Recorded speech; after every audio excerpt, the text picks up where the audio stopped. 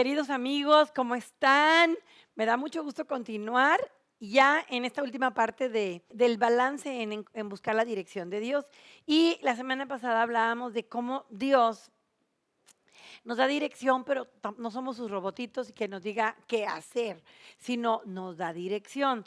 Y por eso Él se relaciona con nosotros de muchas maneras, como colaborador, como amigo, como papá, y nosotros haremos bien en aprovechar la única vida que tenemos para caminar escuchando la voz de Dios y tener éxito en la vida y tener satisfacción de realizar el propósito por el cual tú naciste.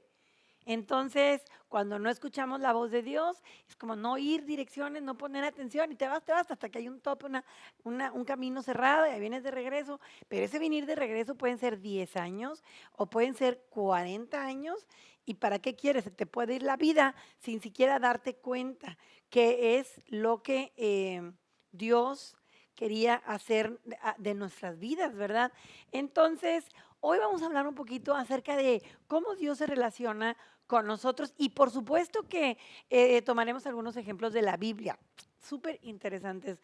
Me encanta cómo podemos aprender y conocer a Dios por medio de las interacciones que vemos que hay en la Biblia.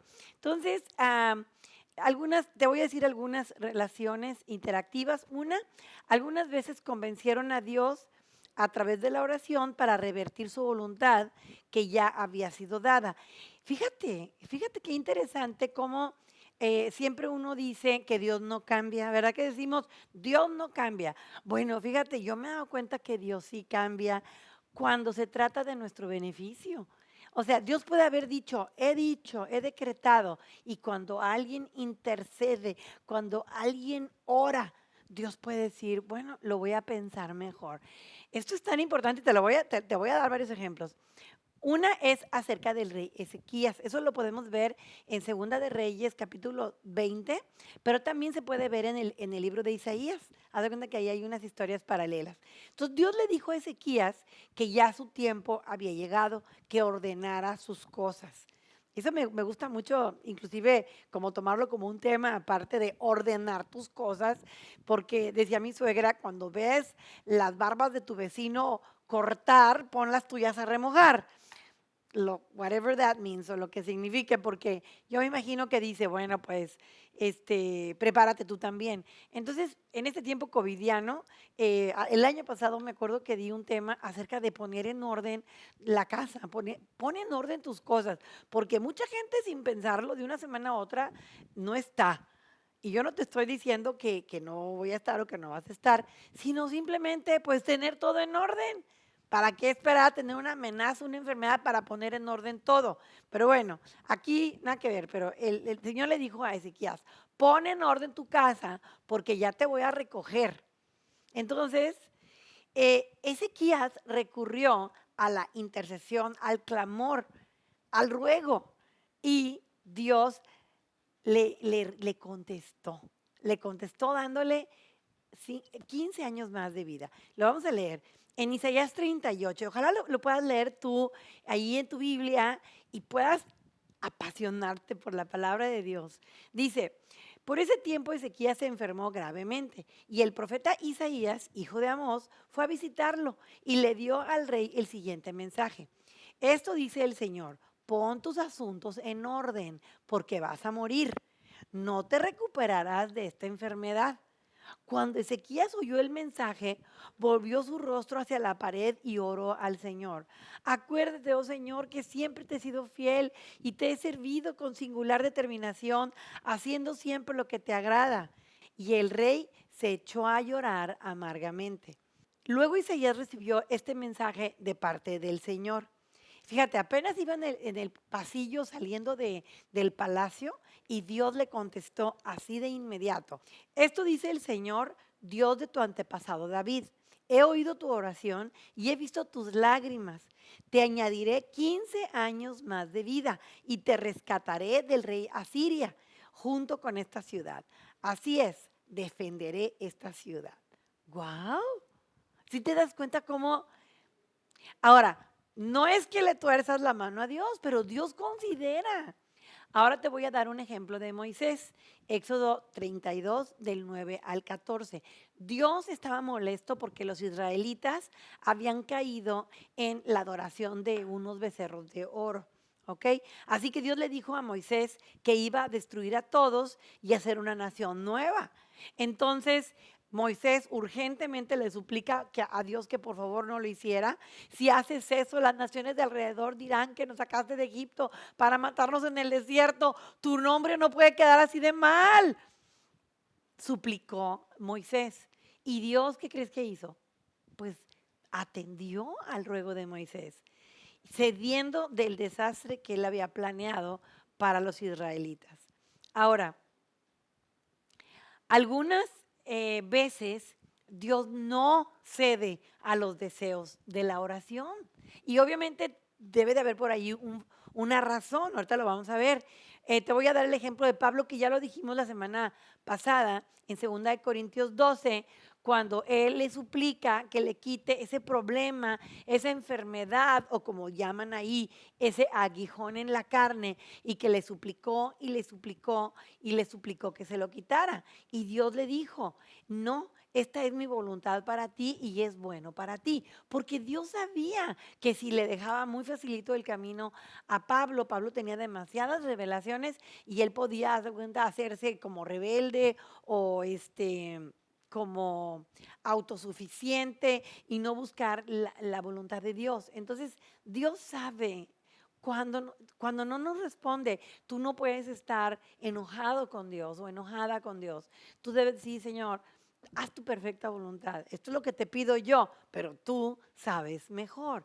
En otro ejemplo con Moisés, no hizo Dios caso o no cedió o no cambió su voluntad para ceder a lo que Moisés estaba suplicando. Esto viene en Éxodo 33:20 y en Deuteronomio 3:26.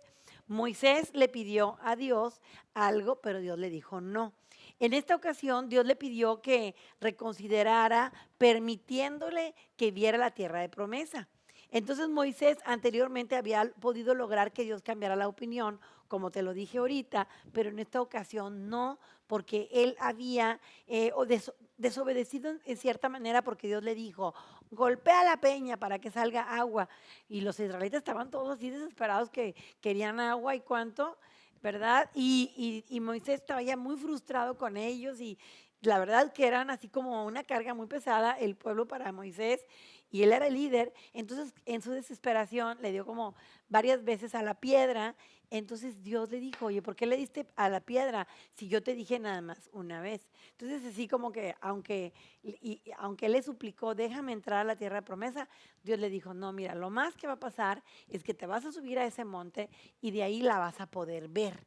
Y vas a poder ver la tierra que yo le entregaré a el pueblo de Israel, pero no, ahí luego murió y no entró. ¿Ok? Bueno, Dios tenía su plan. Tenía el plan de que Josué se levantara, hiciera el trabajo de meterlos a la tierra de promesa. ¿Ok? Como que ahí terminó la misión de Moisés.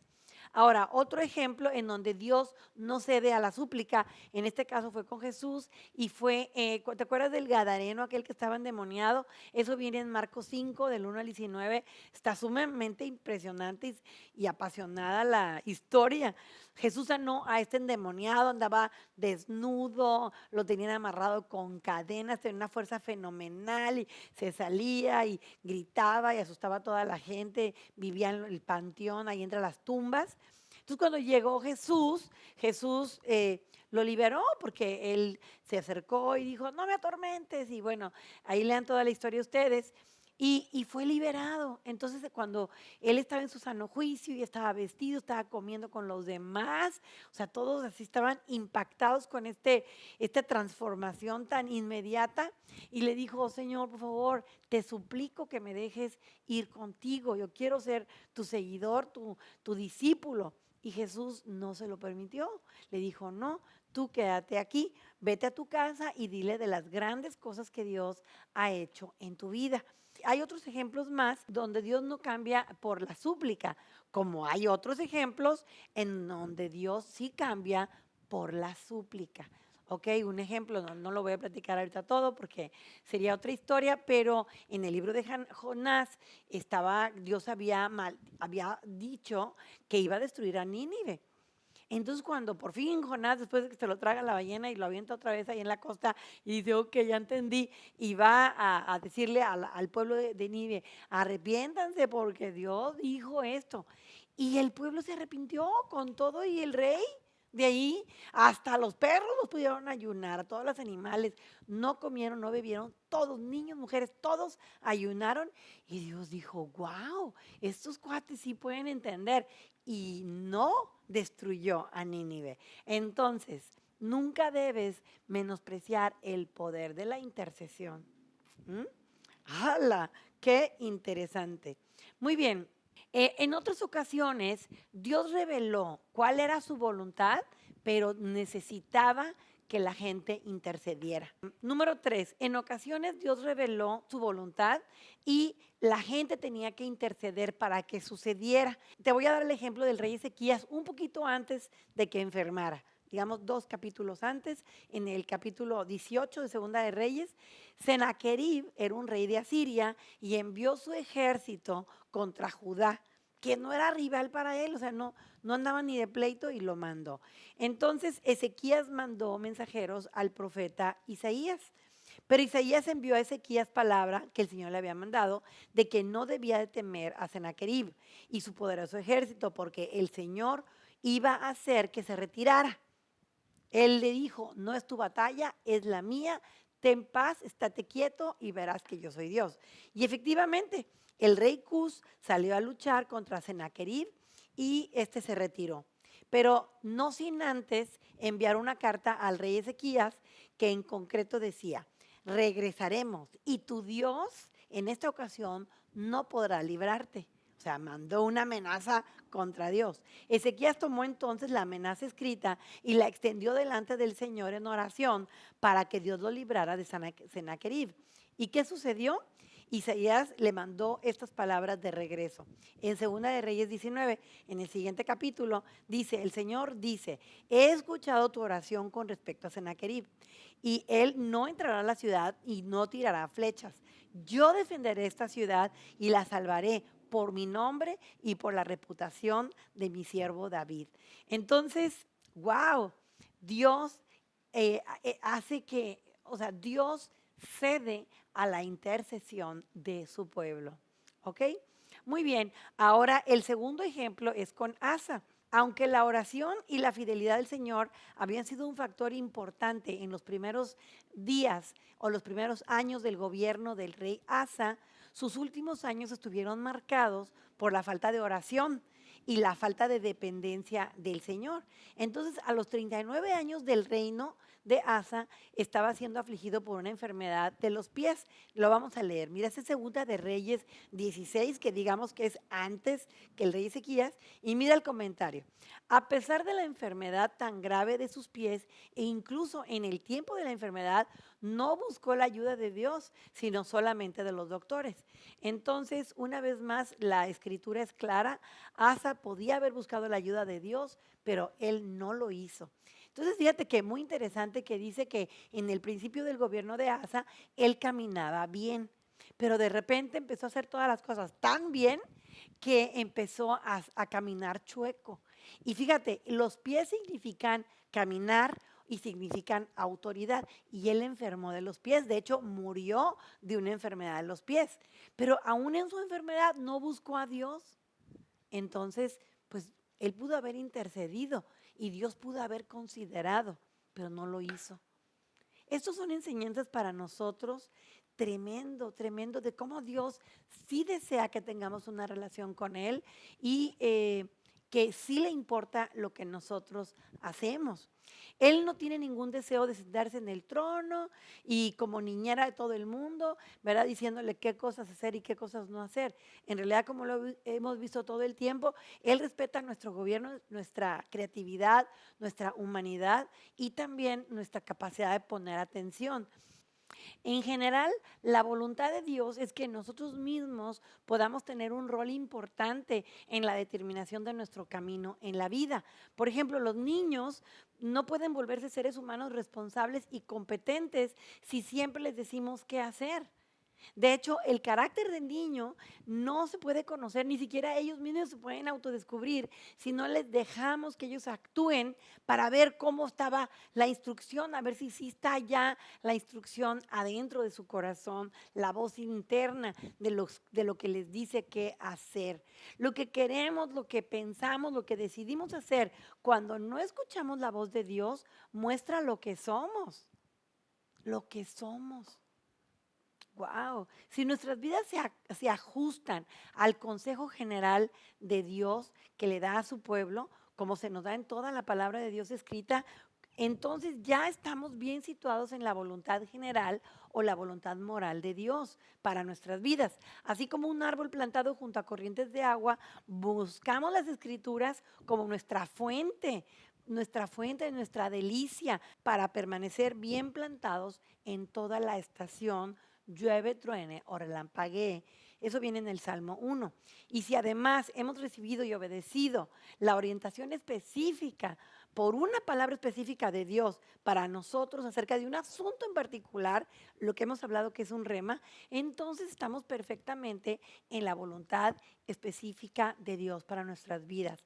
Así que esto es delicioso, esto es factible, esto está a tu mano, está a tu alcance, nada más de que tú lo quieras tomar y te pongas un momento quieto, pon una alabanza, ponte quieto, pregúntale a Dios algo específico de tu vida y verás, como decía mi suegro, ahora verás que Dios te va a hablar. Me gozo de lo que está pasando en tu vida, de los testimonios que tengas que dar y bueno, mantente bien plantado y nos vemos en la siguiente sesión. Que Dios te bendiga.